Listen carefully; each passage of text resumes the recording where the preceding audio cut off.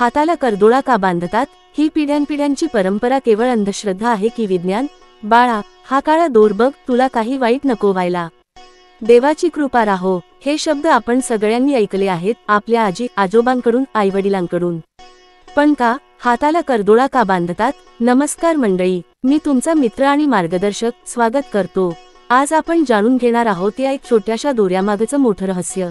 ही फक्त परंपरा आहे की यात काहीतरी वैज्ञानिक किंवा आध्यात्मिक शक्ती आहे? करदोळा म्हणजे काय? करदोळा म्हणजे काळा दोर, छोटा, साधा, पण त्यामागची भावना खूप मोठी. लहान बाळ झालं की त्याच्या हाताला करदोळा बांधला जातो. कोणाच्या लग्नात, कोणाचं नवीन घर झालं की हातात करदोळा बांधला जातो. संकटाच्या काळात कुणी आजारी असेल, कुणी प्रवासाला निघालं की हाताला तो गाठ बांधून दिला जातो. पण हे फक्त एक श्रद्धेचं लक्षण आहे का?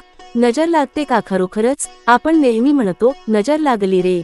एखादं गोंडस मूल, एखादं यशस्वी व्यक्तिमत्व, एखादी सुंदर वस्तू यांना दृष्ट लागू शकते असं आपण मानतो. करदोळा म्हणजे त्या दृष्टापासून वाचवण्यासाठी एक प्रकारचा कवच.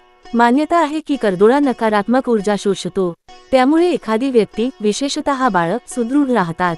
विज्ञान काय सांगतं? हा भाग खूप रंजक आहे. काळा रंग नकारात्मक ऊर्जा आणि उष्णता शोषण्याचं सामर्थ्य असलेला रंग. शरीराच्या कंबरपासून किंवा हाताच्या मनगटाच्या भागात नाडी प्रेशर पॉइंट्स असतात.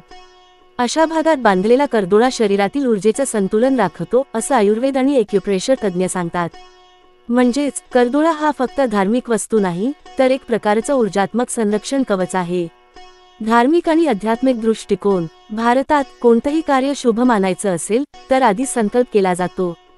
करदोळा बांधणं हा एक प्रकारचा संकल्प असतो. देवा, मी हे करत आहे, तुझं रक्षण माझ्यावर राहो. अनेक वेळा करदोळ्याला गाठ बांधली जाते. प्रत्येक गाठ ही एक प्रार्थना असते.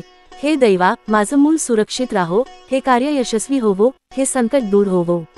आपल्या संस्कृतीचं प्रतीक. भारतीय संस्कृतीत प्रत्येक गोष्टीला काहीतरी भावनिक आणि सामाजिक कारण असतं. करदोळा हे त्याचं एक सुंदर उदाहरण आहे. एक आई जेव्हा आपल्या बाळाला करदोळा बांधते, तेव्हा ती फक्त दोर नाही बांधत, ती आपल्या काळजाचं तुकडं त्या दोऱ्यात गुंफते. एक आजी करदोळा बांधते अनुभवाच्या गाठीसोबत. एक बाबा करदोळा बांधतो जबाबदारीच्या भावना घेऊन. आणि एक साधू करदोळा बांधतो देवाशी नातं घट्ट करण्यासाठी.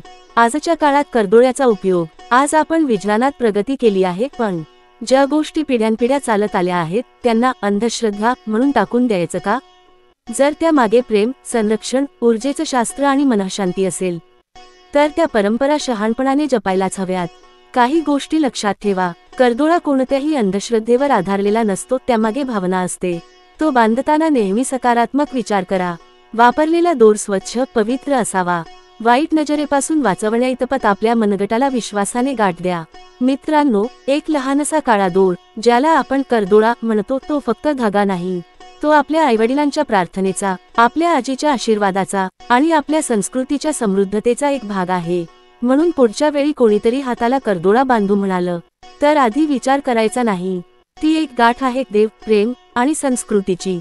तुम्हालाही लहानपणी हाताला करदोळा बांधण्यात आला होता का? तर खाली कमेंटमध्ये लिहा, माझा करदोळा माझं रक्षण.